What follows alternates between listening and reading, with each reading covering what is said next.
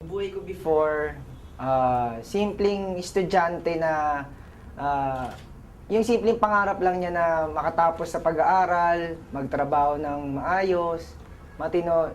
Yun yung buhay ko na before na sabi ko nga simple lang. Actually, nagko-commute lang ako from Menjola to Galleria, from my house to school. Nasakyan ko LRT bus, tricycle, jeep.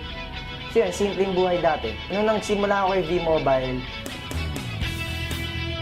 iba yung pakiramdam na V-Mobile pala, pwede kang kumita at the same time, pwede kang tumulong sa maraming tao. Pwede ka palang maging blessing sa ibang tao. Sabi nga nila madalas, importante yung makatulong ka kaysa naman na madalas kang tinutulungan. Sobrang binago ni V-Mobile yung financial aspect ng buhay ko. Ngayon, may kotse na, dati nagko-commute. Malaking bagay si V-Mobile. Sa mga nagsisimula ngayon, set a goal. Kailangan yung pangarap mo isipin mo mabuti.